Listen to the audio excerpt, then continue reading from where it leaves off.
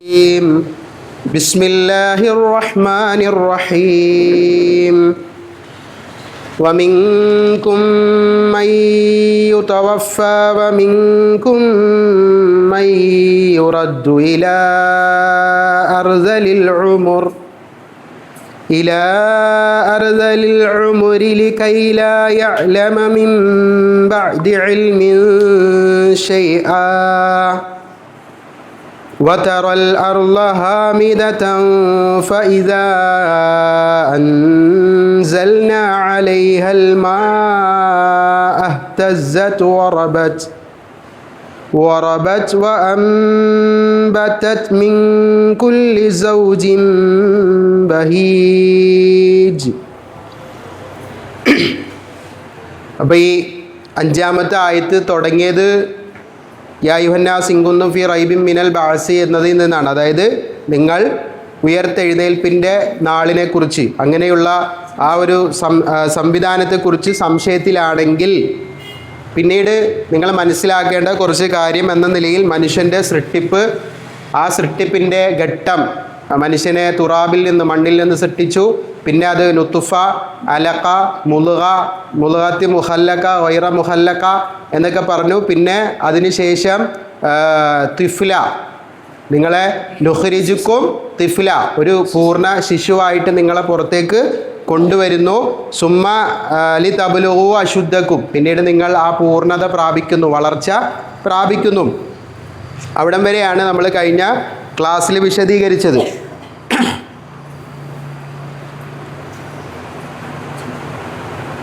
ഇനി അടുത്ത ഭാഗം, വമിൻകും, നിങ്ങളുടെ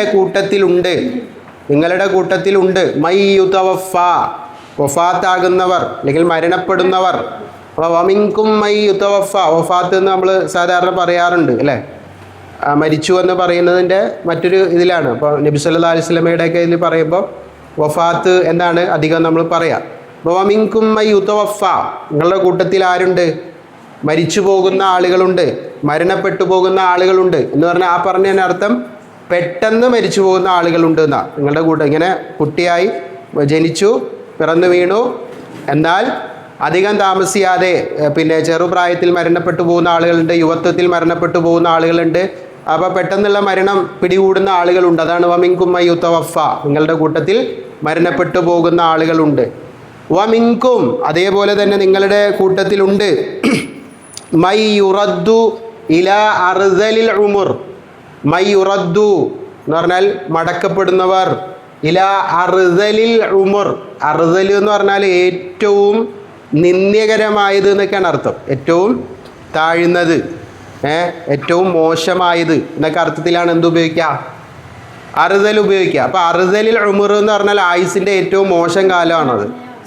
ഒരാളുടെ ആയുസിൻ്റെ ഏറ്റവും പിന്നെ അപമാനിക്കപ്പെട്ടത് അല്ലെങ്കിൽ നിന്ദ്യരായി മാറുന്നത്, നിന്ദിക്കപ്പെടുന്നത് എന്നൊക്കെ നമ്മൾ പറയാം. അതിൻ്റെ സാങ്കേതികമായി പറഞ്ഞാൽ ഏറ്റവും കൂടുതൽ മനുഷ്യർ പൊതുവെ പിന്നെ ചിലപ്പോൾ നമുക്ക് ആവശ്യമില്ല എന്ന് പോലും തോന്നുന്നത് ഏത് സമയമാണ്? വാർദ്ധക്യം എന്ന് പറഞ്ഞാൽ സാധാരണ വാർദ്ധക്യമല്ല, ഒരു 50-60 വയസ്സ് ഒക്കെ വാർദ്ധക്യമാണ്. എന്നാൽ ആ വാർദ്ധക്യം അർദലിൽ ഉമുർ എന്ന് പറഞ്ഞാൽ ആയുസിൻ്റെ അങ്ങേ അറ്റത്തെ ആ ഇത്, അത് നബി സല്ലല്ലാഹു അലൈഹി വസല്ലം അള്ളാഹുവിനോട് കാവൽ തേടിയ ഒരു സംഗതിയാണ്. ഏത്? നമ്മൾ ദീർഘായുസ് കിട്ടണമെന്ന് തേടുന്നത് പിന്നെ പോലെ അങ്ങേ വാർദ്ധക്യം, ഒന്നിനും പറ്റാത്ത വാർദ്ധക്യം, അത് എന്താണ് ശരിക്കും പറഞ്ഞാൽ ഒരു പ്രയാസമാണ്. അവർക്കും പ്രയാസമാണ്, കണ്ടു നിൽക്കുന്നവർക്കും പ്രയാസമാണ്, എല്ലാവരെയും അലട്ടുന്ന ഒരു സംഗതിയാണത്. ഏത്? അർദലിൽ ഉമുർ. അപ്പം വമിൻകും മൻ യുതവഫ, നിങ്ങളിൽ നേരത്തെ മരണപ്പെട്ടു പോകുന്നവരുണ്ട്. വമിൻകും മൻ യുറദ്ദു ഇലാ അർദലിൽ ഉമുർ, ആയുസിൻ്റെ അങ്ങേ അറ്റം, ആ ദുർബലാവസ്ഥയിലേക്ക് മടക്കപ്പെടുന്ന ആളുകൾ ഉണ്ട്. ലികൈ ലാ യഅലം, അവൻ അറിയാത്തതുപോലെ, അറിയുകയില്ല എന്ന അവസ്ഥ എത്തുന്നത് വരെ.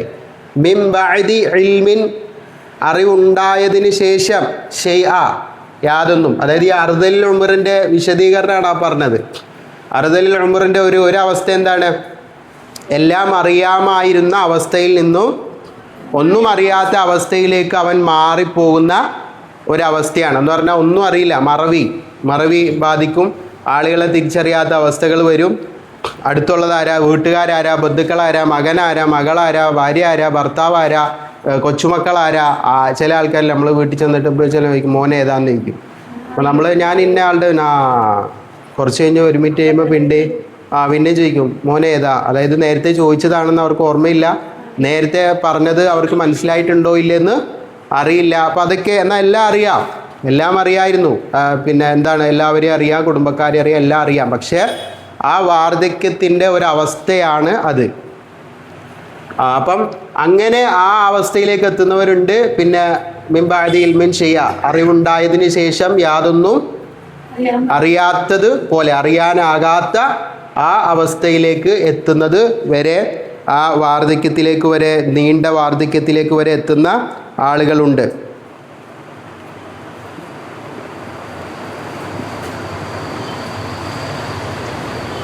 ഇനി വതറൽ അർള, നിനക്കിനി എന്ത് ചെയ്യാം? വതറൽ അർള, ഭൂമിയെ നിനക്ക് കാണാം. വതറൽ അർള, നിനക്ക് ഭൂമിയെ കാണാം. ഹാമിദത്തൻ, എന്താണ്? വരണ്ടതായി. ഹാമിദത്ത് എന്ന് പറഞ്ഞാൽ വരണ്ടതായ നിലയിൽ നിനക്ക് ഭൂമിയെ കാണാം.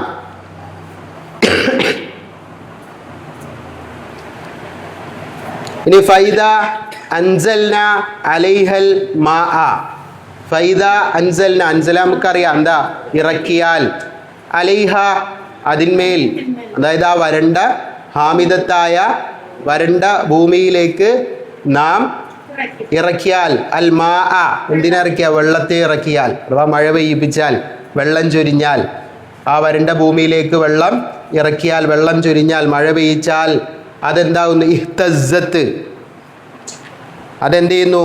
ഇഹ്തസ്സ എന്നൊക്കെ പറഞ്ഞാൽ പിന്നെ തിളങ്ങുക, സ്ഫുരിക്കുക എന്നൊക്കെയാണ് അർത്ഥം. അതിനെന്ത് വരുന്നു? ഒരു നനവുണ്ടാകുമ്പോൾ, ഒരു ഈർപ്പമുണ്ടാകുമ്പോൾ അതൊന്നും എന്ത് ചെയ്യുന്നു? ഒരു ചെറിയൊരു അനക്കം ഉണ്ടാവുന്നില്ല. അതാണ് ഇഹ്തസ്സ, കുലുങ്ങുക, അനങ്ങുക എന്നൊക്കെ അർത്ഥമുണ്ട് അതിന്. അപ്പോൾ അതൊന്ന് സ്ഫുരിക്കുന്നു. ഇതിൽ കൊടുത്തിരിക്കുന്ന അമാനുവേലിയിൽ കൊടുത്തിരിക്കുന്ന എന്താ? സ്ഫുരിക്കുന്ന എന്നാണ്. എന്താ സ്ഫുരിക്കുന്ന എന്ന് പറഞ്ഞാൽ? ഈ പറഞ്ഞൊരു വൈബ്രേഷനൊക്കെ നമ്മൾ പറയില്ലേ, അങ്ങനെ ഒരു പൂവൊക്കെ വിടരുന്നതൊക്കെ കണ്ടിട്ടില്ല. പെട്ടെന്ന് നമുക്കത് എന്ത് ചെയ്യാൻ പറ്റൂല, അറിയാൻ പറ്റില്ല. ഓരോ ദിവസം ഇങ്ങനെ ചെടികൾ വളർന്നു വരുന്നത് മറ്റേ ഇതിലൊക്കെ ഇങ്ങനെ HD-യിലൊക്കെ കണ്ടാൽ അറിയാം, ഓരോ ദിവസത്തെ ഇങ്ങനെ അനക്കം വരുന്നത്. പക്ഷെ നമുക്കതിങ്ങനെ കണ്ടാൽ മനസ്സിലാവും. പക്ഷെ അവിടെയൊക്കെ എന്തുണ്ട്? ഒരു ചലനം സംഭവിക്കുന്നു. അപ്പോൾ അത് ഇഹ്തസ്സത്ത്, അതൊന്ന് സ്ഫുരിക്കുന്നതായി നിനക്ക് കാണാം. അതേപോലെ റബത്ത് എന്ന് പറഞ്ഞാൽ അത് വളരുന്നു, പിന്നെ വലുതാകുന്നു, ചീർക്കുന്നു, തടിക്കുന്നു എന്നൊക്കെയാണ് റബത്ത്. അതെന്ത് ചെയ്യുന്നു? അതിങ്ങനെ വളരുന്നു, ആ ചെടികൾ വളരുന്നതായിട്ടും നിനക്ക് കാണാം. അമ്പത്തത്ത്, അത് മുളക്കുന്നു, അമ്പത്തത്ത് മുളക്കുന്നു. അപ്പോൾ അതെല്ലാം എന്താണ്? ഇഹ്തസ്സ, റബത്ത്, അമ്പത്തത്ത് എന്ന് പറഞ്ഞാൽ അത് മൂന്നും എന്താണ്? ഒരു പിന്നെ ചെടി വളർന്നു വരാനുണ്ടാകുന്ന ഓരോരോ ഘട്ടങ്ങളാണ്. ആദ്യമേ ഒരു അനക്കം, ഒരു ഇത് വരുന്നു. ഇപ്പോൾ ഇതിൽ നിന്നൊക്കെ മുളയൊക്കെ പൊട്ടി വരൂലേ, ഉള്ളിൽ, ഭൂമിയുടെ ഉള്ളിൽ ഒരു അനക്കം ഉണ്ടാവും, ഭൂമി വിണ്ട് കീറും അല്ലേ. അപ്പോൾ അതിൽ നിന്നൊരു അനക്കം വരുന്നു, പിന്നീട് അത് പിന്നെ അതിനേക്ക് ഒരു തടി ആയിട്ട് രൂപപ്പെടുന്നു, പിന്നീട് അതിൽ മുളക്കുന്നു. മിൻകുല്ലി സൗജിൻ ബഹീജ്, മിൻകുല്ലി സൗജ് എന്ന് പറഞ്ഞാൽ എന്താ? ഇണകൾ, ഇണവർഗം എന്നൊക്കെയാണ്. എല്ലാ ഇണകളെയും ബഹീജ് എന്ന് പറഞ്ഞാൽ കൗതുകം ഉള്ള, അലങ്കാരമുള്ള, ഭംഗിയുള്ള എല്ലാ ഇണവർഗങ്ങളെയും അത് മുളപ്പിക്കുന്നു എന്ന് പറഞ്ഞാൽ തരിശു ഭൂമിയാണ്, നിർജീവമായ ഭൂമിയാണ്, ഹാമിദത്തായ വരണ്ട ഭൂമിയാണ്. ആ വരണ്ട ഭൂമിയെ എങ്ങനെയാണ് അള്ളാഹു അതിൽ മുളപ്പിക്കുന്നത്? വെള്ളം അതിലേക്ക് എന്ത് ചെയ്യുന്നു? മഴ പെയ്യ്ക്കുന്നു, അല്ലെ വെള്ളം അതിലേക്ക് ഇറക്കുന്നു. അതിലൂടെ അതിനൊരു നനവുണ്ടാകുന്നു, അതിലൊരു ചലനമുണ്ടാകുന്നു, പിന്നീട് അത് എന്ത് ചെയ്യുന്നു? വളരുന്നു, മുളക്കുന്നു. അങ്ങനെ എല്ലാത്തരം കൗതുകകരമായ ഇണവർഗങ്ങളെയും അള്ളാഹു മുളപ്പിക്കുന്നു. ഇതൊക്കെ നിങ്ങൾ കാണുന്നില്ലേ എന്നാണ്. തറ എന്ന് പറഞ്ഞാൽ എന്താ? നിനക്ക് കാണാമെന്നാണ്. അപ്പോൾ ഇതിൽ ആർക്കും സംശയമില്ല. ഇത് നിരീക്ഷിച്ചാൽ, ഇത് പിന്നെ കൃത്യമായിട്ട് നോക്കിയാൽ ഇത് നമുക്ക് കാണാൻ പറ്റും. അതായത് ആദ്യം നോക്കിയാൽ എന്തായിരിക്കും? അവിടെ ഒരു പുൽക്കൊടി പോലും ഉണ്ടാവില്ല, ഒന്നും ഉണ്ടാവില്ല, വരണ്ട ഭൂമിയായിരിക്കും. ഇതൊക്കെ ക്ലീൻ ചെയ്തിട്ടാൽ ഇവിടെ എന്തെങ്കിലും ഉണ്ടാവുമോ? ഒരാളെ വിളിച്ചിട്ട് മൊത്തം ഇതൊക്കെ പറിച്ച് നോക്കിയാൽ എല്ലാം വരണ്ട ഭൂമി. നാളെ ഒന്ന് നോക്കിയാൽ അതിലെന്തെങ്കിലുമൊക്കെ മുളച്ചു വരുന്നത് കാണാം. അപ്പോൾ ഇതൊക്കെ ഒന്നുമില്ലാത്ത അവസ്ഥയിൽ നിന്ന് പോലും ഒരു സൃഷ്ടിയെ പുറത്തു കൊണ്ടുവരാൻ കഴിയുന്നവനാണ് അള്ളാഹു. ഇപ്പോൾ നമ്മൾ കൃഷി ചെയ്യുന്നത് കൊണ്ടാണ് എന്ന് പറയാം അല്ല. സാധാരണ എങ്ങനെയാണ് പിന്നെ ഇത് മുളക്കുന്നത്? ധാന്യങ്ങളും ചെടികളും ഇതൊക്കെ മുളക്കുന്നത് എങ്ങനെയാണ്? കർഷകൻ്റെ കഴിവ് കൊണ്ടല്ലേ?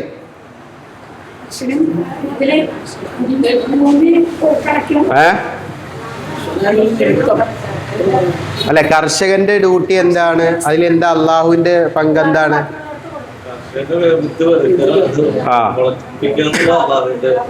ആ കർഷകന്റെ പണി എന്തേ ഉള്ളൂ? ഭൂമി കിളക്കുക, പിന്നെ അതിലിടുക, വിത്തിടുക എന്നതേ ഉള്ളൂ. ഇത് മുളക്കുന്നതും അത് വളരുന്നതും അത് കായ്ക്കുന്നതും ഒക്കെ അതിലൊന്നും ആർക്കും പങ്കില്ല.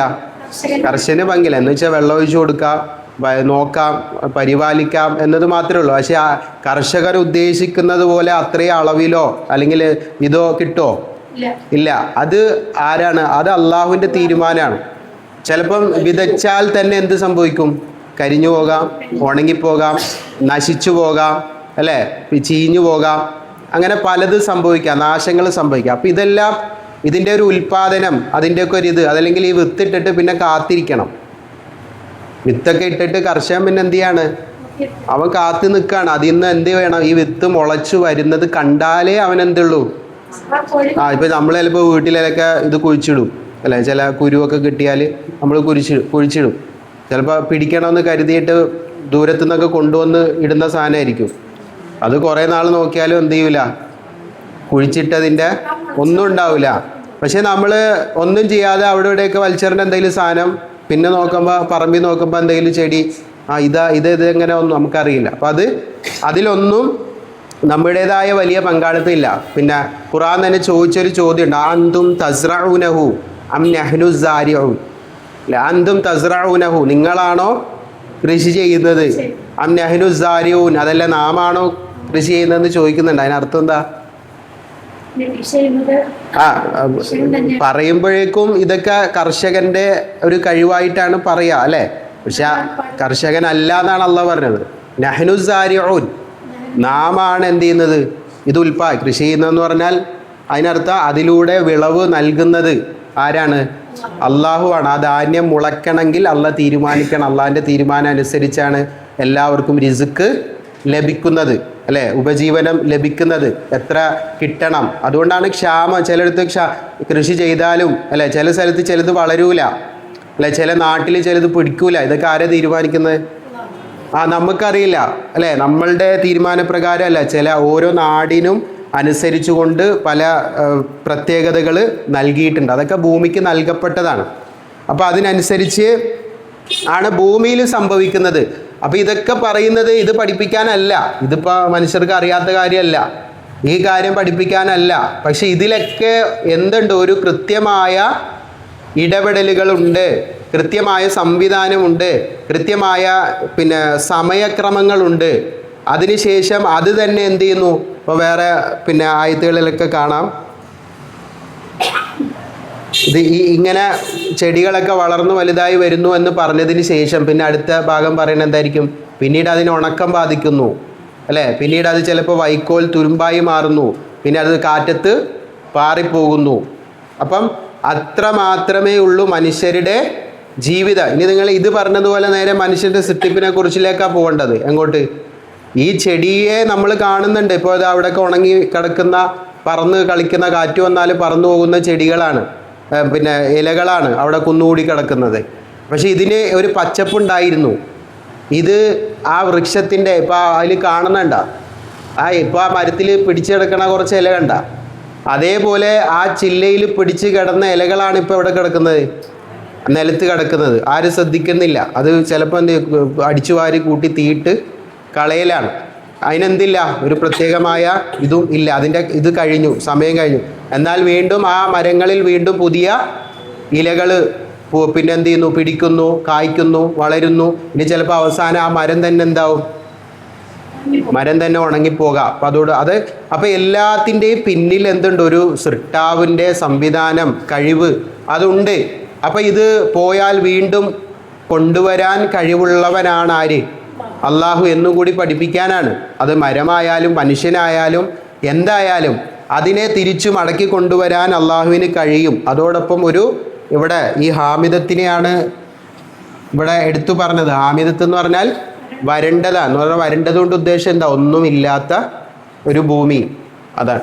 അപ്പോൾ ഒന്നുമില്ലാത്ത ഭൂമിയിൽ നിന്നാണ് ഇന്ന് നമ്മൾ കാണുന്ന എല്ലാം ഉണ്ടായത് എന്ന് പറയാനാണ് ഈ ഉദാഹരണം പറഞ്ഞു തരുന്നത്. അത് കൗതുകം തോന്നുന്ന, നമുക്ക് അലങ്കാരം തോന്നുന്ന, ഭംഗി തോന്നുന്ന, നമുക്ക് വിശപ്പിന് ഭക്ഷണമാകുന്ന, നമ്മൾ ദിനംപ്രതി ആവർത്തിച്ച് ഉപയോഗിച്ചു കൊണ്ടേയിരിക്കുന്ന ഇതെല്ലാം ഉണ്ടായത് ഈ ഒരു നിർജീവാവസ്ഥയിൽ നിന്ന് തന്നെയാണ്, ഒന്നുമില്ലാത്ത അവസ്ഥയിൽ നിന്ന് തന്നെയാണ്.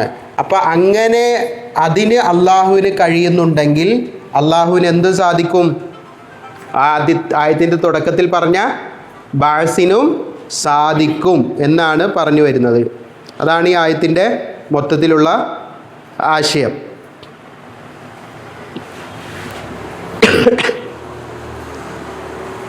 ഇതിൽ ഞാൻ പറഞ്ഞു, പിന്നെ ഈ ആയത്തിൽ പ്രധാനമായിട്ട് നമുക്ക് പഠിക്കാനുള്ളതൊന്ന് തജ്വീദിൻ്റെ നിയമമുണ്ട്. സാക്കനായ നൂന് തൻവീൻ, അത് മറന്നു പോകരുത്, അതൊരു ഭാഗമാണ്. രണ്ടാമത് ഈ ആയത്തിൽ നിന്ന് പഠിക്കാനുള്ളത് മനുഷ്യ സൃഷ്ടിപ്പിൻ്റെ വിവിധ ഘട്ടങ്ങളാണ്. മൂന്നാമത് ഈ ആയത്തിലുള്ളത് ഉയർത്തെഴുന്നേൽപ്പിനെ നിഷേധിക്കുന്ന ആളുകൾക്ക് കൊടുക്കാവുന്ന തെളിവ് ഈ ആയത്തിൽ ഉണ്ട്. അപ്പോൾ അതിനുള്ള തെളിവാണ് ഇത് വരണ്ട ഭൂമിയും അത് പിന്നീട് എങ്ങനെയാണോ ജീവനുള്ള ഭൂമിയായി ഉൽപ്പാദിപ്പിക്കപ്പെടുന്ന അവസ്ഥയിലേക്ക് മാറുന്നത്. അതേപോലെ പിന്നെ ഒന്നുമില്ലാത്ത അവസ്ഥയിൽ നിന്ന് അള്ളാഹു സുബ്ഹാനഹു വ തആല മനുഷ്യരെ സൃഷ്ടിച്ചു. ആ സൃഷ്ടിച്ചതിന് ശേഷമാണ് പിന്നെ അവരെന്ത് ചെയ്യുന്നുള്ളൂ? മരിക്കുന്നു, നേരത്തെ മരിക്കുന്നു, കുറേ കാലം ജീവിക്കുന്നു. അപ്പോൾ അതിന് മുമ്പ് എന്തുണ്ട്? മരിക്കുന്നതിന് മുമ്പുള്ള ഒരു കാലഘട്ടമുണ്ട്, ജീവിക്കുന്നതിന് മുമ്പ് ഒന്നുമില്ലാതിരുന്ന ഒരു കാലഘട്ടമുണ്ട്. ഇപ്പോൾ ഖുർആൻ ചോദിച്ചില്ല, ഹൽ അത്താ അലൽ ഇൻസാനി ഹീനുൻ മിനദ്ദഹരി ലം യകുൻ ഷൈഅൻ മദ്കൂറ. ലം യകുൻ ഷൈഅൻ മദ്കൂറ എന്ന് പറഞ്ഞാൽ എന്താ അർത്ഥം? ലം യകുൻ ഷൈഅൻ മദ്കൂറ, പറയപ്പെടുന്ന ഒന്നുമായിരുന്നില്ല അവൻ. ആര്? മനുഷ്യൻ. മനുഷ്യൻ എന്ന് പറഞ്ഞാൽ നമ്മൾ ഓരോരുത്തരും പറയപ്പെടാൻ തുടങ്ങിയത് എപ്പോഴാണ്? ജനിച്ച ശേഷമാണ്, അല്ലേ? ജനിച്ച ശേഷമാണ് നമുക്ക് പേരിടുന്നത്, പേര് വിളിക്കുന്നത്, പിന്നെ നമ്മളെക്കുറിച്ച് പറയാൻ തുടങ്ങുന്നത്. ആ പറയപ്പെടാത്ത ഒരു കാലഘട്ടം മനുഷ്യർക്ക് വന്നിരുന്നില്ലേ എന്നാണ് അള്ളാഹു ചോദിച്ചത്. സൂറത്തുൽ ഇൻസാൻ എല്ലാ വെള്ളിയാഴ്ചയും സുബൈക്ക് പാരായണം ചെയ്യുന്ന സൂറത്താണ്. അല്ലാത്ത അലൽ ഇൻസാനി ഹീനും മിനദ്ദഹരി ലം യകുൻ ഷൈഅൻ മദ്കൂറ. എന്നിട്ടും പറയുന്നത് ഇന്നാ ഖലഖനൽ ഇൻസാന മിൻ നുത്ഫത്തിൻ അംശാജിൻ നബ്തലീഹി ഫജഅൽനാഹു സമീഅൻ ബസ്വീറ. അവിടെയും പറഞ്ഞത് ആ നുത്ഫത്തിൽ നിന്ന് പിന്നീട് നാം അവനെ സൃഷ്ടിച്ചുവെന്നാണ്. അതിനുശേഷം അവന് നാം കേൾവിയും കാഴ്ചയും എല്ലാം നൽകി. അപ്പോൾ അത് എല്ലാ സ്ഥലത്തും അള്ളാഹു ഓർമ്മപ്പെടുത്തുന്ന ഒരു സംഗതി തന്നെയാണ് ഈ ആയത്തിലും പറഞ്ഞിട്ടുള്ളത്. അപ്പോൾ ആ പ്രധാനപ്പെട്ട അതിൻ്റെ ആശയം മനസ്സിലാക്കുക. പിന്നെ ഇവിടെ വന്ന നമ്മൾ പഠിച്ചതിലെ ചില പാരായണ നിയമങ്ങൾ ഇവിടെ ഓതേണ്ടത് വമിങ്കും എന്നുള്ളത് എങ്ങനെയാണ് ഓതേണ്ടത്? വമിങ്കും എന്താണ് അവിടെ?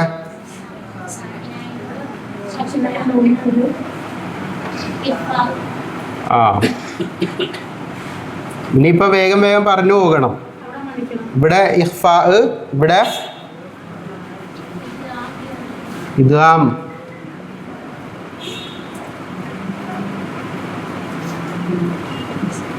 ഉന്ന, ഇവിടെ സൈമ്, ഇവിടെ ഇതന്നെ.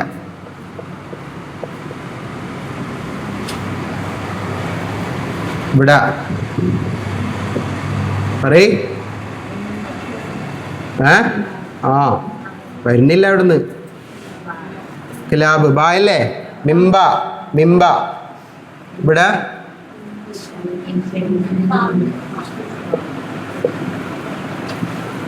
ഇവിടെ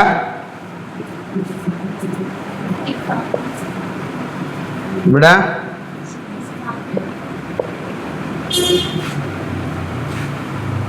ഇവിടെ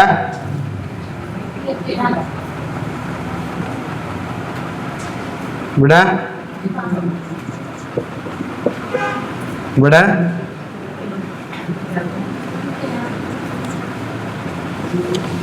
ഉണ്ടാ. ഇപ്പൊ ആയത്ത് കഴിഞ്ഞപ്പോ സാക്കിനായ നൂന്റെ തൻവീന്റെ ഏതൊക്കെ നിയമം വന്നു? ഇദ്ഹാർ വന്നില്ലേ? ഇഖ്ഫാവ് വന്നു, ഇദ്ഗാമ് ബിഗുന്നയും വന്നു, ഇദ്ഗാം ബിലാഗുന്നയും വന്നു, പിന്നെ ഇഖ്ലാബും വന്നു. അപ്പോൾ അതാണ് ഈ ആയത്തിൻ്റെ സാക്കിനായ നൂന് തൻവീനിൻ്റെ നിയമങ്ങളെല്ലാം വരുന്ന ആയത്താണ്. എത്രാമത്തെ ആയത്താ? അങ്ങനെ ചോദിക്കുക, എത്രാമത്തെ ആയത്താ? 5-ാമത്തെ ആയത്താണ്. അപ്പോൾ ഇനി അതുകൊണ്ട് തന്നെ ആ നിയമങ്ങൾ പെട്ടെന്ന് നമുക്ക് കിട്ടണം. ഇഖ്ലാബ് ഇപ്പോൾ 2 ഇഖ്ലാബ് ഇവിടെ വന്നു അല്ലേ? അപ്പോൾ ഇഖ്ലാബ് എന്ന് പറഞ്ഞാൽ എന്താണെന്ന് അതിൽ നിന്ന് കിട്ടണം. 2 ഇഖ്ലാബ് വന്നു. എന്താ 2 സ്ഥലത്തും വന്നത്? ബാ അല്ലേ? എവിടെയാണ് വന്നത്? ഒന്ന് തൻവീനിന് ശേഷവും ഒന്ന്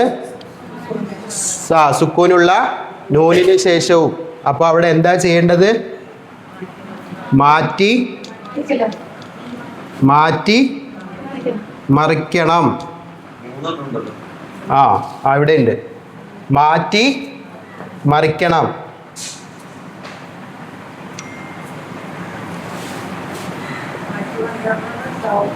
മാറ്റി മറിക്കണം എന്ന് പറഞ്ഞാൽ എന്തിനെയാണ് മാറ്റേണ്ടത്? എന്തിനാ മാറ്റേണ്ടത്?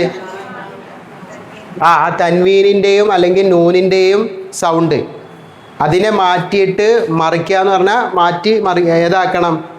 മീമ് ബായാക്കരുത്. എല്ലാവർക്കും പെട്ടെന്ന് പറ്റുന്ന ഒരു സംഗതിയാണ്. ബായ ഓൾറെഡി അവിടെ ഉണ്ടല്ലോ, ബാ ഉള്ളതാണ്. ഇല്ലാത്ത സാധനമാണ് ആക്കുന്നത്. ഇവിടെ ഇല്ലാത്ത ഏതാ? മീമ്. അവിടെ നമ്മൾ മീമാക്കാണ്, മിന്നിനെ മീമാക്കാണ്. മിന്നിനെ മീമാക്കുമ്പോൾ എന്താവും? മിം അല്ലേ? മിന്നിന് വരെ എന്തായി? മിം, മിംബ. അത് മിം ബ എന്ന് പറയരുത്, കൂട്ടി തന്നെ പറയണം. മിംബ ദി പറഞ്ഞേ. വ അംബതത്, വ അംബതത്, വ അംബതത്. അവിടെ അൻബത്തത് എന്നുള്ളത് അംബത്തത്. ഇവിടെ സൗജിൻ ബഹീജ് എന്നുള്ളത് സൗജിം ബഹീജ്, സൗജിം ബഹീജ്. ജിംബ അല്ലേ? ജിൻബ എന്നുള്ളത് എന്തായി? ജിം. അവിടെ ഒരു മീമിൻ്റെ സൗണ്ട് വരും, ജിം അല്ലേ? ജിൻ എന്തായി? ജിം. ജിന്നല്ല കേട്ടോ, ജിൻ എന്നുള്ളത് ജിം. അൻ എന്നുള്ളത് അം, മിൻ എന്നുള്ളത് മിം. അവിടെയാണ് മാറ്റുന്നത്. ഞാൻ അടിസ്ഥാന സാധനം ഇത് തന്നെയാണ് കേട്ടോ. ഇതാണ് നൂനു സാക്കിനെയും തൻവീനുമാണ് മാറുന്നതും അവ്യക്തമാക്കുന്നതും മണിക്കുന്നതും മറക്കുന്നതും ഒളിപ്പിക്കുന്നതും എല്ലാം എന്തിനെയാണ്? ഇതിനെ ശേഷം വരുന്ന അക്ഷരത്തെ അല്ല. ശേഷം വരുന്ന അക്ഷരമാണ് അതിൻ്റെ റീസൺ.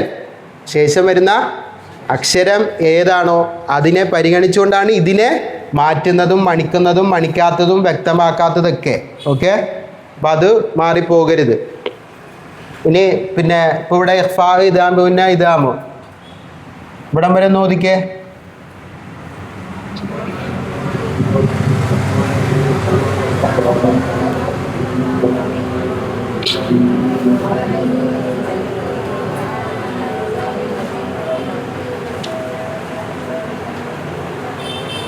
സൗണ്ട് പോരില്ലേ?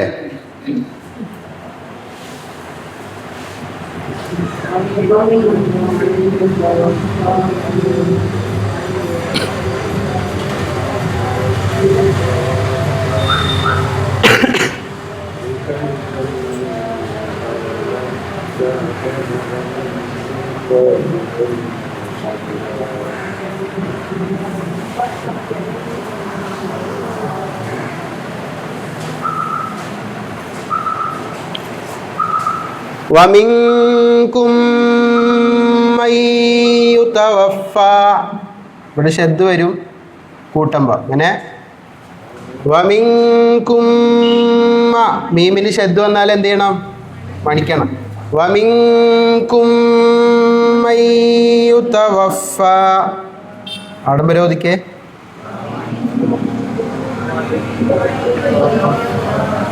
വമിൻകും മയ്യുറദ്ദു.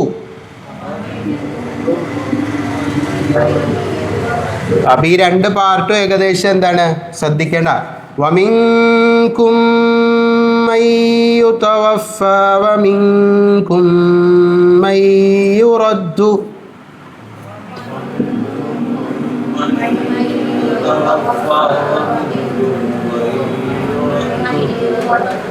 ഇനി ഇല അർദലിൽ ഉമുർ അവിടെ നമ്മൾ കൊണ്ടുവേണമെങ്കിൽ വഖഫ് ചെയ്യാം. മയ്യുറദ്ദു ഇല അർദലിൽ ഉമുർ.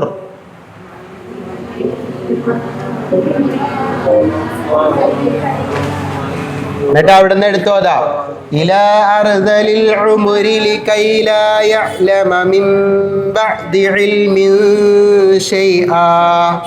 ഇവിടം വരെ അടുത്തത് ലകൈ ലാ യഅലമ മിൻ ബഅദി ഇൽമിൻ ശൈആ.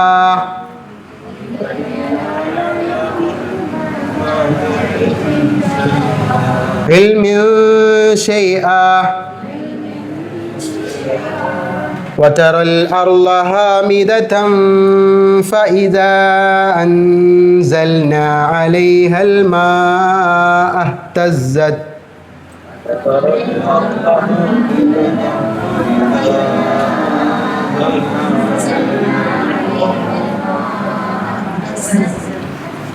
ഹാമിദതൻ ഫ അവിടെ മണിച്ചില്ല, മണിച്ചത് കേൾക്കണം. ഹാമിദതൻ ഫഇദാ അൻസൽനാ.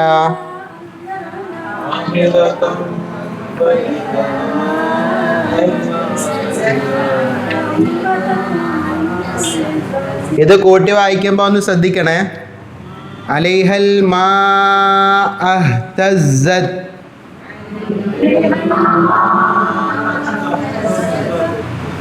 എവിടെ നിർത്തിയാലും ഇവിടെ നിർത്താൻ പാടില്ല. കാരണം മാ ആ എന്ന് പറഞ്ഞാൽ പിന്നെ അംസത്തുൽ വസ്ലിലാണ്.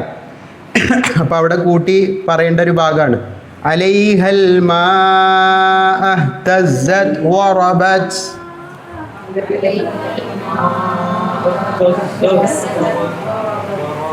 വറബത് വഅൻബതത് മിൻ കുല്ലി സൗജിൻ ബഹീജ്.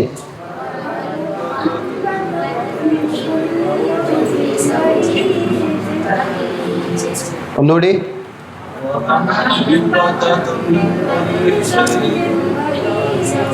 ഇവിടെ ഒന്നും മണിക്കണില്ല.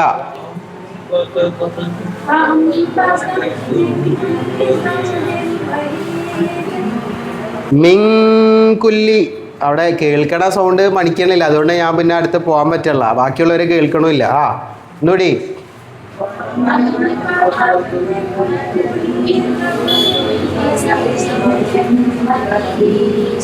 ഓക്കെ.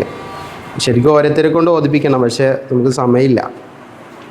അടുത്ത ഹദീസ് ഏതായിരുന്നു?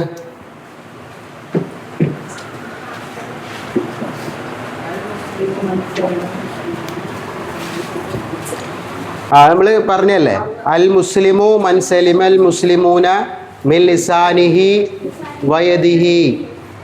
അത് കഴിഞ്ഞ ക്ലാസ്സിൽ പറഞ്ഞു.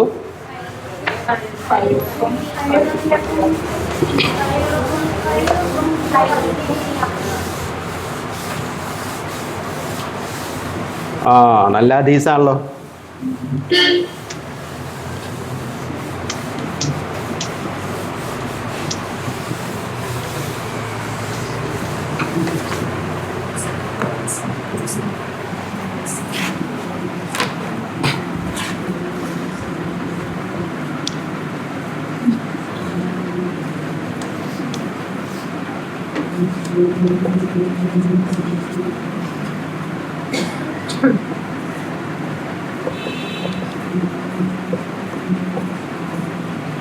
ഇത്രയുള്ള ഖൈറുക്കും ഖൈറുക്കും ലി അഹ്ലിഹി. ആകെ ഇത്രേ ഉള്ളൂ അല്ലേ? ഖൈറുക്കും എന്ന് പറഞ്ഞാൽ നിങ്ങളിൽ ഏറ്റവും നല്ലവർ, ഉത്തമർ. ഖൈറുക്കും ലി അഹ്ലിഹി, നിങ്ങളുടെ കുടുംബത്തോട് ഏറ്റവും നന്മ ചെയ്യുന്നവനാണ്. അഥവാ കുടുംബത്തിന് നന്മ ചെയ്യുന്നവനാണ് നിങ്ങളിൽ ഏറ്റവും ഉത്തമൻ അല്ലേ? അഹ്ല് എന്ന് പറഞ്ഞാലാണ് നമ്മളിവിടെ കുടുംബം എന്ന് പറഞ്ഞത്. അപ്പൊ ഖൈറുക്കും ലി അഹ്ലിഹി കാണാതെ പറയാ. ഖൈറുക്കും ലി അഹ്ലിഹി, നിങ്ങളിൽ ഏറ്റവും ഉത്തമർ നിങ്ങളുടെ കുടുംബത്തോട് നന്മ പ്രവർത്തിക്കുന്നവർ. നിങ്ങളുടെ ബുക്കിൽ കുടുംബത്തോടെന്നാണോ അർത്ഥം? ആണോ?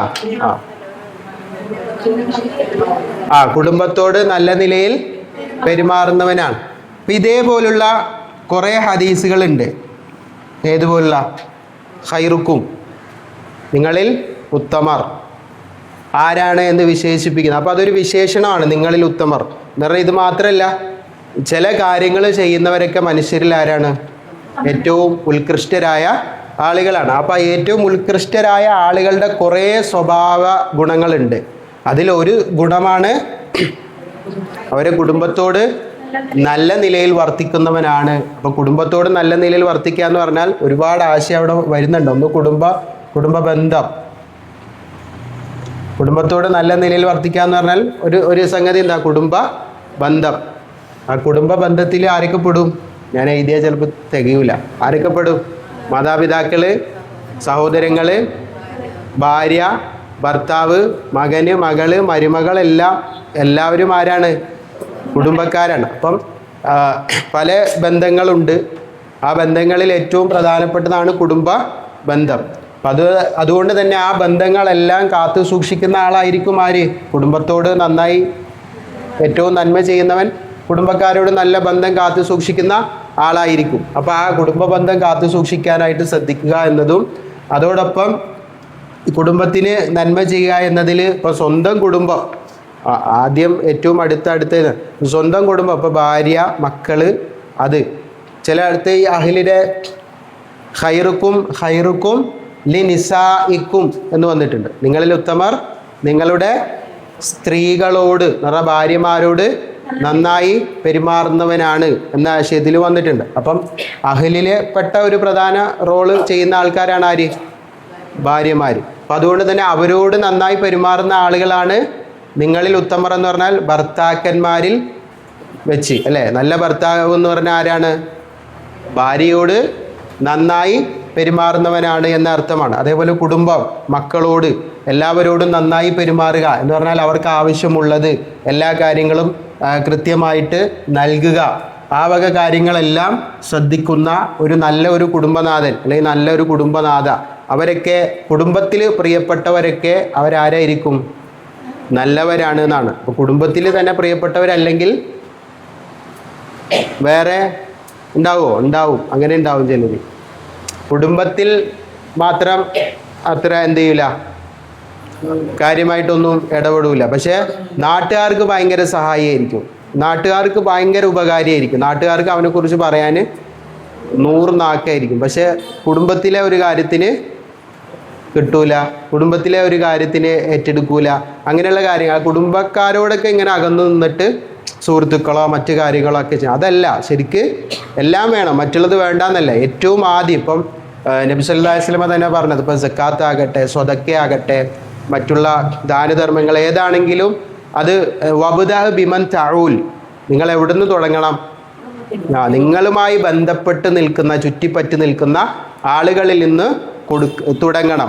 ഏറ്റവും നല്ല സ്വതക്ക എന്ന് പറഞ്ഞാലും അത് തന്നെയാണ് തൻ്റെ കുടുംബക്കാർക്ക് നൽകുന്നത്. കാരണം ആവശ്യക്കാരായി കുടുംബക്കാരുണ്ടാകുമ്പോൾ മറ്റുള്ള ആളുകൾക്ക് കൊടുക്കുന്നതിനേക്കാൾ അവന് നിർബന്ധ അവസ്ഥ കൂടിയുണ്ട്. കുടുംബക്കാരെന്ന നിലയിൽ അവരുടെ കാര്യങ്ങൾ നോക്കൽ, അന്വേഷിക്കൽ അവൻ്റെ മേലെന്തുണ്ട്? ആ കുടുംബ ബന്ധത്തിൻ്റെ ഒരു പ്രാധാന്യം കൂടി ഉള്ളതുകൊണ്ട് അവിടെ പ്രത്യേകതയുണ്ട്. അപ്പോൾ ആ രൂപത്തിലെല്ലാം കുടുംബക്കാർക്ക് കുടുംബത്തിൻ്റെ ഇടയിൽ ഒരു നല്ല മനുഷ്യരായി മാറണമെന്നാണ്. അതിനുള്ള പ്രോത്സാഹനമാണ് ഇത് ആരെക്കുറിച്ച്? ഇത് മറ്റേയാളെ മറ്റിങ്ങനെയല്ല. ഇതിൻ്റെ അർത്ഥം എന്താണ്? നിങ്ങളിൽ ഉത്തമരെന്നാണ്. എന്ന് പറഞ്ഞാൽ നമ്മൾ അങ്ങനെ ആകാനായിട്ടാണ് എന്ത് ചെയ്യേണ്ടത്? ശ്രമിക്കേണ്ടത്. നമ്മുടെ കുടുംബക്കാർക്കിടയിൽ ഒരു വെറുക്കപ്പെട്ടവനാവരുത്. നമ്മുടെ കുടുംബക്കാർക്കിടയിൽ ഒരു ഏതെങ്കിലും തരത്തിൽ മോശക്കാരനായിട്ട് നിൽക്കണ ആ ഒരവസ്ഥ നമുക്കുണ്ടാവരുത്. ഇപ്പോൾ വിശ്വാസികളുടെ ഗുണമാണല്ലോ ഈ പറയുന്നതൊക്കെ, മുസ്ലിങ്ങളുടെ സത്യവിശ്വാസികളുടെ ഗുണമാണിതല്ല. അതുകൊണ്ട് നമ്മുടെ കുടുംബത്തിൽ ആ രൂപത്തിലായിരിക്കണം എല്ലാവരോടും ഇടപഴകേണ്ടത്. ഇപ്പോൾ ഏത് വിഷയത്തിൽ, ഏത് കാര്യത്തിലാണെങ്കിലും എല്ലാവരെയും കൂട്ടിച്ചേർത്ത് നിർത്താനും എല്ലാവരെയും പരിഗണിക്കാനും കുടുംബ ബന്ധങ്ങൾ ചേർക്കാനും സന്ദർശിക്കാനും വിളിക്കാനും ഒക്കെ, ആ വിഷയത്തിലൊക്കെ ചില കുടുംബങ്ങളിൽ ചില ആൾക്കാരുണ്ട്, നമ്മൾ എത്ര പറഞ്ഞാലും എല്ലാവരും ഒരുപോലെയല്ല. എല്ലാ കുടുംബക്കാരിലും എല്ലാവരും ഒരുപോലെയാണോ? അല്ല. അപ്പോൾ അവരെ കുടുംബത്തിൽ നമുക്ക്, ഇപ്പോൾ എൻ്റെ കുടുംബക്കാരെ ആലോചിച്ച് കഴിഞ്ഞാൽ ഞാനിത് പറയുമ്പോൾ തന്നെ എൻ്റെ മനസ്സിൽ കുറേ ആൾക്കാർ വരും. മനസ്സിൽ ഇതിപ്പോൾ റെക്കോർഡായതുകൊണ്ട് ഞാൻ പറയല്ല. അപ്പോൾ ഇല്ലാത്ത ആൾക്കാർ ചിലപ്പോൾ എന്നെ എന്തെങ്കിലും പറഞ്ഞാലാ അപ്പോൾ നമ്മുടെ മനസ്സിൽ കുറേ ആൾക്കാരുണ്ടാവും കുടുംബത്തിൽ. ഇപ്പം നമ്മുടെ തന്നെ സഹോദരങ്ങളുണ്ടാവും. പക്ഷെ ആ സഹോദരങ്ങളിൽ തന്നെ നമുക്ക് കൂടുതൽ അടുപ്പമുള്ള ചില ആൾക്കാരുണ്ടാവും, എല്ലാം പറയാനും പങ്കുവെക്കാനും. അത് അവർ നൽകുന്ന ഒരു സ്പേസാണ് നമുക്ക്. അവർ നൽകുന്ന സ്പേസാണ് നമുക്കത് തോന്നുന്നത്, അവരാണ് നമുക്ക് ഇത് എന്ന്. അത് അവരുടെ ക്വാളിറ്റിയാണ്, നമ്മുടെ ക്വാളിറ്റി അല്ല. നമ്മൾ വിചാരിക്കുക അവന് ഞാനുമായിട്ട് നല്ല ഇതാണെന്ന്. അത് അവർ നൽകുന്നതാണ്.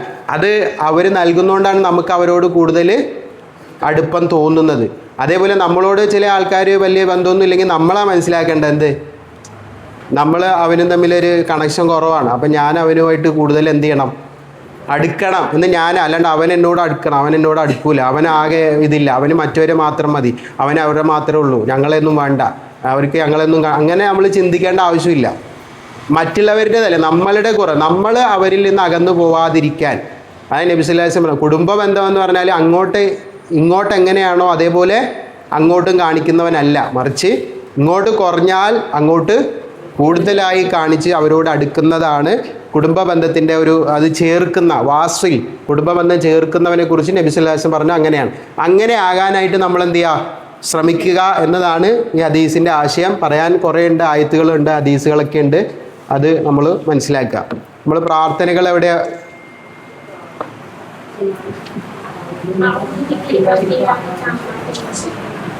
അഊദു ബികലിമാത്തില്ലാഹി താമ്മാത്തി മിൻ ശർരി മാ ഖലഖ്. അതാണ് നമ്മൾ പറഞ്ഞു. ഈ പ്രാർത്ഥനയൊക്കെ പഠിക്കേണ്ടതാണ്. ഒരാഴ്ച ഒരു പ്രാർത്ഥന എടുക്കുക എന്നതല്ല, പിന്നെ ഒരാഴ്ച ഒരു പ്രാർത്ഥന പഠിക്കുക എന്നതാണ് നമ്മുടെ ജോലി. എടുക്കുക എന്നത് ആരുടെ ജോലിയാ? അത് ആരെങ്കിലും എടുത്തോളും, എടുക്കണത് അല്ലേ? എടുക്കുന്നത് ഇപ്പം ഞാൻ അവിടെ ഒന്നും തന്നെ ഇല്ല, ഉണ്ടാ നിർബന്ധം ഉണ്ടാ ഇല്ല. പക്ഷെ പഠിക്കുന്നത് ആരാകണം? അത് നിർബന്ധമാണ്. എടുക്കുന്നത് ആരായാലും എന്തില്ല, പ്രശ്നമല്ല. പക്ഷെ പഠിക്കുന്നത് ആരാകണം? നമ്മളാകണം. അത് ചൊല്ലുന്നത് ആരാകണം? നമ്മളാകണം. സയ്യിദുൽ ഇസ്തിഗ്ഫാർ എത്ര പ്രാവശ്യം ചൊല്ലി? എണ്ണം പറയണ്ട, നമ്മളോട് ചോദിക്കേണ്ട ചോദ്യമാണ്. ഞാൻ എത്ര സയ്യിദുൽ ഇസ്തിഗ്ഫാർ ഈ ക്ലാസ് അല്ല അതിന് മുമ്പ് ചെല്ലുന്നവരുണ്ടാവും. ഇനി ക്ലാസ് കഴിഞ്ഞ് പഠിച്ചിട്ടും അത് പഠിച്ചു കഴിഞ്ഞിട്ടും സയ്യിദുൽ ഇസ്തിഗ്ഫാർ എത്ര പ്രാവശ്യം നമ്മൾ ചെല്ലുന്നുണ്ട് നമ്മൾ ആലോചിച്ചാൽ മതി. നമ്മൾ പിന്നെ കണക്കൊക്കെ കൂട്ടുമല്ലോ, വരുമാനം ഇത് സാധനങ്ങളൊക്കെ കൂട്ടി ഒക്കെ വെക്കുന്ന പോലെ ഇതും കൂട്ടുക, ഇത് നോക്കുക എത്ര പ്രാവശ്യം നമ്മൾ പഠിച്ചത്, എത്ര ചൊല്ലി, എത്ര പ്രാർത്ഥന ഒരു ദിവസം ചൊല്ലാതെ പോയിട്ടുണ്ട്, ചൊല്ലാൻ കഴിയുമായിരുന്നു. ഉളു എടുക്കുന്നുണ്ട്, ചെല്ലാം. അത് 3 പ്രാവശ്യം രാവിലെയും 3 പ്രാവശ്യം വൈകുന്നേരം ഒക്കെ ആയിട്ട് ചൊല്ലാം. ഇനി അതിൽ കൂടുതലും ചൊല്ലാം. അതൊരു പതിവായ ശൈലിയാണ്.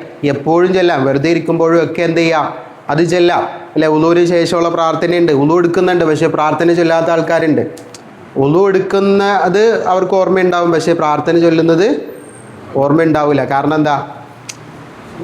കാരണം ഈ പിന്നെ ചില ഉളു എടുക്കുമ്പോൾ തന്നെ സംസാരമാണ് അല്ലേ. ഉളു എടുക്കുമ്പോൾ തന്നെ പിന്നെ തമാശയും കളിയും ചിരിച്ചൊക്കെ കഴിഞ്ഞ് ഉളു എടുത്തു കഴിഞ്ഞാലും പിന്നെയും ഇത് അതിലേക്ക് പോവാം. ചില സമയത്ത് നമ്മൾ എന്ത് ചെയ്യണം?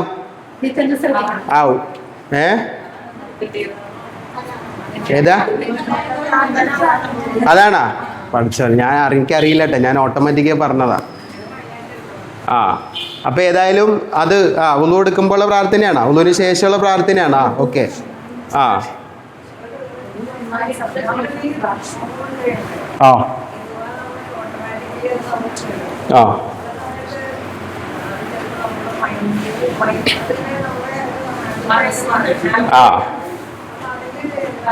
പ്രതിവിധിയാണ് അതിന്. പിന്നെ പ്രത്യേകിച്ച്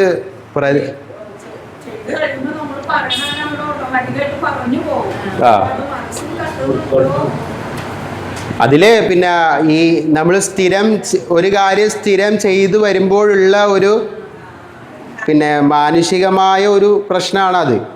സ്ഥിരം ചെയ്യുന്ന കാര്യമാകുമ്പോൾ അത് ഇങ്ങനെ എന്തായി പോകും, യാന്ത്രികമായി പോകുന്നത്. പക്ഷെ അതിൽ നമ്മൾ ശ്രദ്ധിക്കേണ്ട, ഇത് പറയുമ്പോഴൊക്കെ ഇതിൻ്റെ ആ പ്രതിഫലം മനസ്സിൽ കൊണ്ടുവരൽ മാത്രമേ ഉള്ളൂ. ഇത് ചെയ്താൽ സ്വർഗത്തിൻ്റെ 8 കവാടം തുറന്നു കിട്ടുമെന്നാണ്. അപ്പോൾ അത് മനസ്സിലേക്ക് വരിക എന്നുള്ളത് മാത്രമേ ഉള്ളൂ. അല്ലാണ്ട് അതിൽ നമുക്ക് അതിനാണ് ഞാനത് ഒഴിവാക്കില്ല, എനിക്കത് കിട്ടണം എന്നത് എപ്പോഴും ഉണ്ടാവണം. എനിക്കിത് ചൊല്ലിക്കഴിഞ്ഞാൽ സ്വർഗത്തിൻ്റെ കവാടം എനിക്ക് തുറന്ന് കിട്ടും, സ്വർഗത്തിൻ്റെ കവാടം തുറന്ന് കിട്ടും എന്ന ആ പ്രതീക്ഷയുണ്ട്.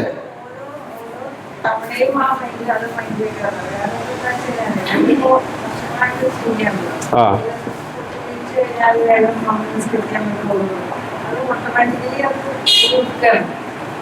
അല്ല, അത് ഞാൻ പറഞ്ഞത് അത് ഉളൂവിൻ്റെ ശേഷമുള്ള പ്രാർത്ഥന എന്നല്ല. നമ്മൾ ദിനേന ചെയ്യുന്ന നമസ്കാരം, നമ്മുടെ ദിനേന നിസ്കാരത്തിലെ പ്രാർത്ഥനകൾ, ഇതിലെല്ലാം കടന്നു വരുന്ന ഒരു സംഗതിയാണത്. അതിലെ നമുക്ക് എന്ത് ചെയ്യാൻ കഴിയില്ല, അതിനൊരു ടെക്നിക്കൊന്നുമില്ല, ഒരു ടെക്നിക്ക് ഉണ്ടാവില്ല. പക്ഷെ അവിടെ നബി സല്ലല്ലാഹു അലൈഹി വസല്ലം തന്നെ പറഞ്ഞത് എപ്പോൾ ചെയ്താൽ ഇതെൻ്റെ അവസാനത്തതാണെന്ന് കരുതി ചെയ്യാന്നുള്ളൂ, വേറെ ഒരു ഇതുമില്ല. ആ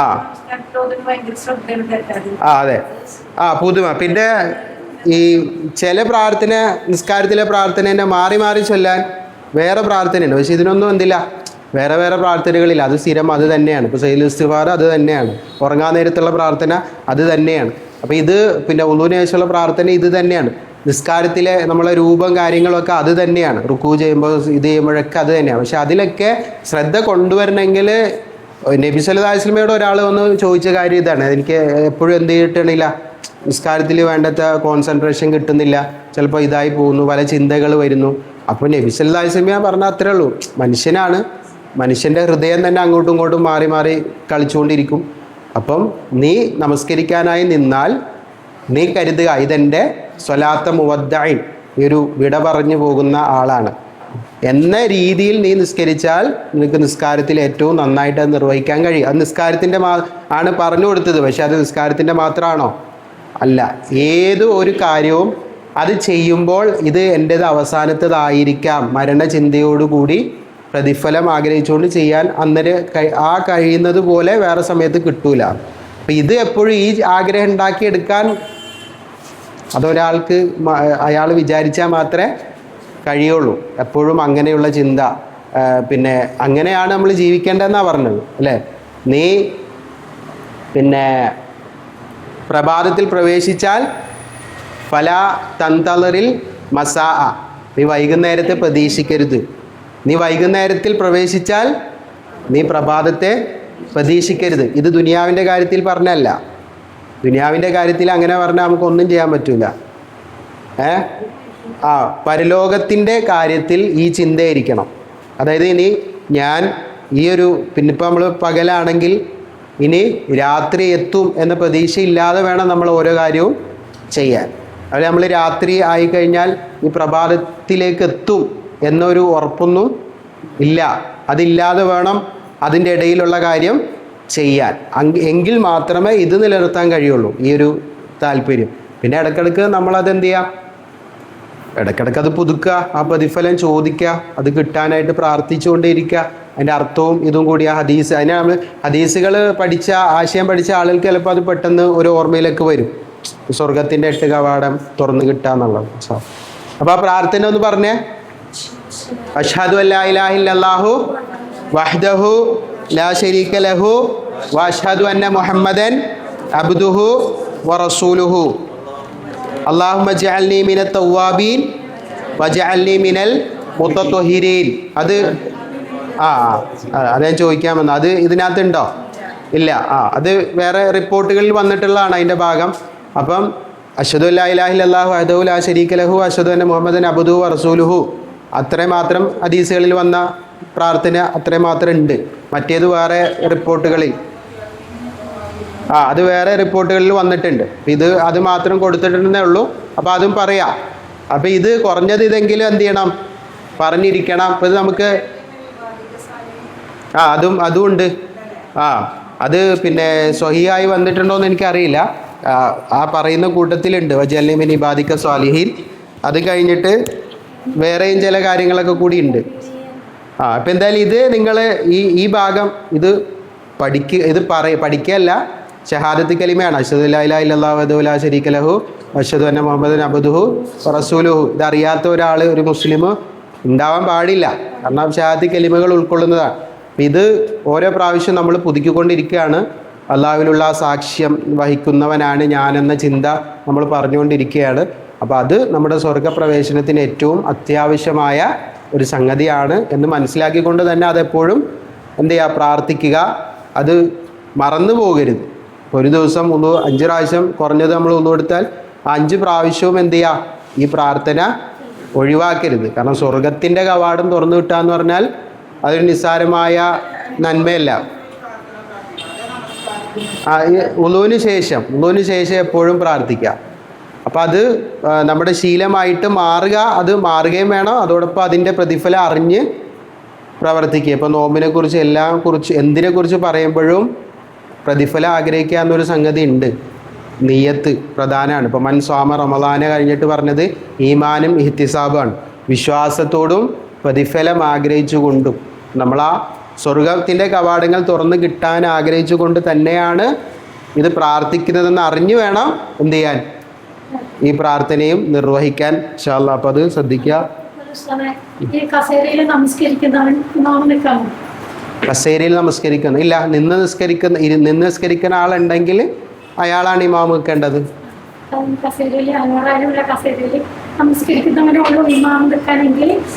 അങ്ങനെയല്ല, കസേരയിൽ ഇരിക്കണവനെ ഇമാമ് നിൽക്കാനുള്ളൂ എന്നെങ്കിൽ പുറകിൽ നിന്ന് നിസ്കരിക്കുന്ന ആരെങ്കിലും ഇമാമ് നിൽക്കണം. എല്ലാവരും കസേരക്കാരാണെങ്കിൽ പിന്നെ ഈക്വൽ. അതെനിക്കറിയില്ല, മോഹമല്ല.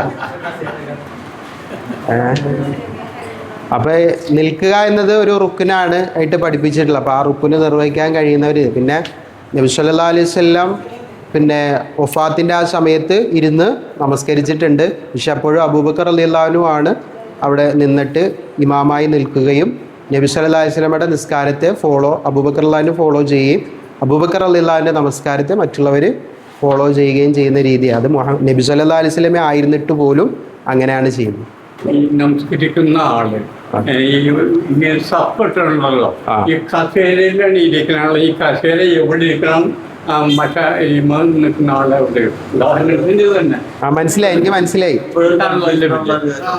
നമ്മളെ പള്ളികളിലൊക്കെ ഉണ്ടായിരിക്കുന്നതാണ് ഞാൻ ചോദിക്കുന്നത്. അപ്പൊ ഇറക്കിട്ട് കഴിഞ്ഞാൽ പുറത്തിരിക്കുന്ന മനസ്സിലായി.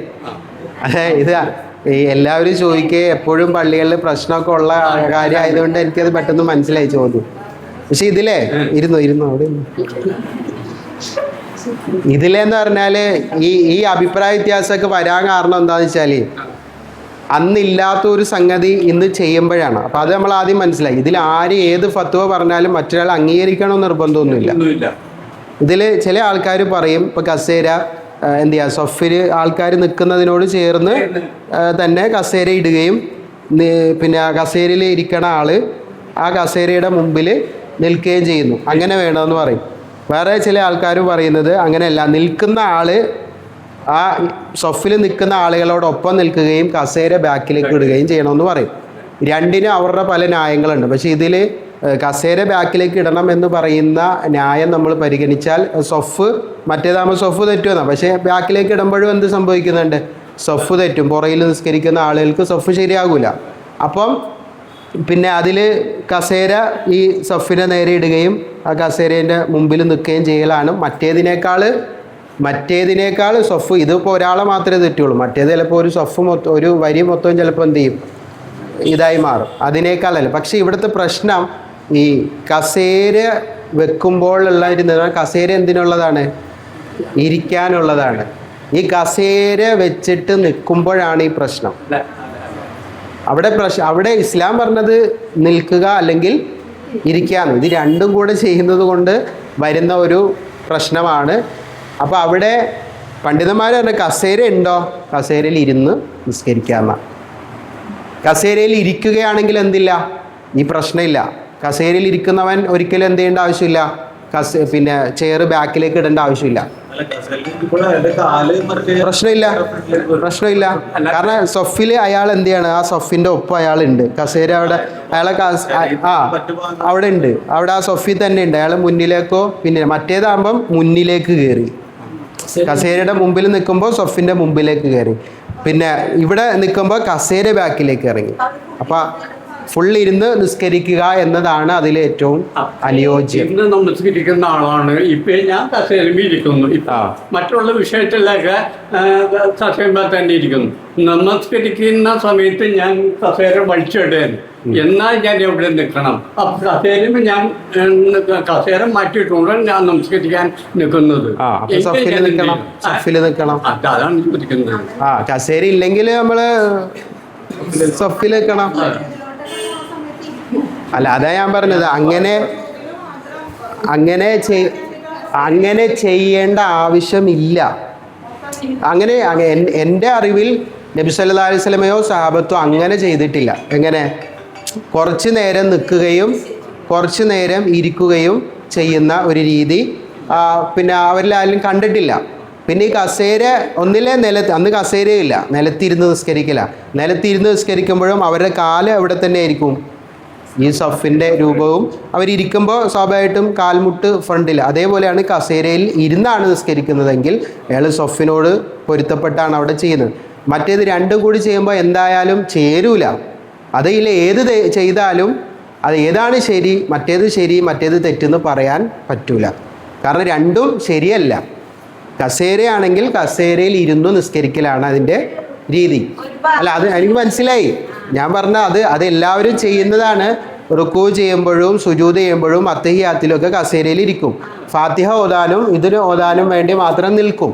അപ്പം അങ്ങനെ ഒരു രീതി ഇല്ല എന്നാണ് ഞാൻ പറഞ്ഞത്. അതായത് ഈ രീതി ഇല്ല എന്ന് പറഞ്ഞാൽ നബി സല്ലല്ലാഹു അലൈഹി വസല്ലമയുടെയോ സഹാബത്തിൻ്റെയോ കാലത്ത് അങ്ങനെ ഒരു രീതിയില്ല. ഏത് കുറച്ച് നേരം നിൽക്കുകയും ബാക്കി ഇരിക്കുക. ഇനി അതിൻ്റെ ഇടയിൽ ഇപ്പം നിന്ന് നിസ്കരിക്കണ അത് സഫിൻ്റെ വിഷയത്തിലാണ്. അപ്പം ഇതിൽ അത് നമുക്ക് ഇളവ് നൽകിയ വിഷയമാണ്. നമുക്ക് കഴിയുന്നില്ല എന്ന് പറഞ്ഞാൽ നിൽക്കാൻ കഴിവില്ല, അല്ലെങ്കിൽ റുക്കൂ ചെയ്യാൻ കഴിവില്ല, സുജൂദ് ചെയ്യാൻ കഴിവില്ല എന്ന് പറഞ്ഞാൽ നിന്ന് നമസ്കരിക്കാൻ കഴിയുന്നില്ല എന്ന് തന്നെയാണ്. നിന്നുകൊണ്ട് അല്ല, അതാ ഞാൻ പറഞ്ഞത്. ഇസ്ലാം ഇളവ് നൽകിയത് ഏതെങ്കിലും ഒരു കാര്യം ചെയ്യാൻ കഴിവില്ലെങ്കിൽ നിൽക്കുക ഇരിക്കുക എന്നതല്ല. നിസ്കാരത്തിലെ നിസ്കാരം എന്ന് പറഞ്ഞാൽ എന്താ? അതിൽ അത്തഹിയാത്തുണ്ട്, റുക്കുണ്ട്, സുജൂദുണ്ട്, സലാം വരെ നിസ്കാരമാണ്. ഈ നിസ്കാരത്തിൽ ഒരാൾക്ക് അത് നിന്നുകൊണ്ട് പൂർണ്ണമായിട്ട് നിർവഹിക്കാൻ അയാൾക്ക് കഴിയില്ല. അപ്പം ആ കഴിവില്ലായ്മ കൊണ്ട് അയാൾക്ക് എന്ത് ചെയ്യാം? ഇരുന്ന് നിസ്കരിക്കുക. അതിനയാൾ കുറ്റക്കാരാകുമോ? കുറ്റക്കാരമല്ല. അപ്പോൾ അയാൾ ആ ഇരുന്ന്, പ്രത്യേകിച്ച് ജമാഅത്തായിട്ട് നമസ്കരിക്കുമ്പോൾ അയാൾ ഇരുന്ന് നിസ്കരിക്കും. ഇനി ഒറ്റയ്ക്ക് നിസ്കരിക്കുമ്പോൾ അതുപോലെ ചെയ്യുകയോ ചെയ്യാതിരിക്കുകയോ ഇതല്ല. അത് ജമാഅത്താകുമ്പോൾ ഒരിക്കലും ഈ പറഞ്ഞ സൊഫിൻ്റെ ഒരു ഭിന്നത നല്ലതല്ല. അതായത് മറ്റ് സൊഫ് ചേർക്കുക എന്നുള്ള അത്രയും പ്രാധാന്യത്തോടു കൂടി പറഞ്ഞ കാര്യങ്ങളാണ്. ഇത് അള്ളാഹു ആലം, എനിക്കറിയില്ല അതിന് ഇനി വേറെ വല്ല ഫത്വ ഉണ്ടോ, അങ്ങനെ ചെയ്യാമോ ഇങ്ങനെ ചെയ്യാം. പണ്ഡിതന്മാർ പല അഭിപ്രായം പറയുന്നുണ്ട്. സൊഫിൻ്റെ ബാക്കിൽ കസേര ഇട്ടിട്ട് സൊഫിനോട് ചേർന്ന് നിൽക്കുകയാണെങ്കിൽ സഫിനോട് ചേർന്ന് നിൽക്കണം എന്ന് പറഞ്ഞ ആളുകളുണ്ട്. എന്നാൽ അത് ബാക്കിലുള്ള ആളുകൾക്ക് സഫുകൾക്ക് അസൗകര്യമാകുക എന്നതുകൊണ്ട് അത് പ്രാക്ടിക്കലുമല്ല. അപ്പോൾ അതുകൊണ്ട് ലളിതമായാൽ കസേര ഇടുന്ന ആൾ ആ കസേരയിൽ ഇരുന്ന് പൂർണ്ണമായിട്ട് നിസ്കരിക്കലാണ് ഏറ്റവും നല്ലത്.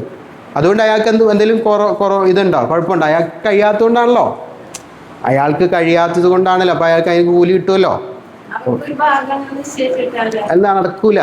കാരണം ഇത് ജമാഅത്തിന് എല്ലാവരും ഒരേ സമയത്തൊന്നും എത്തൂല.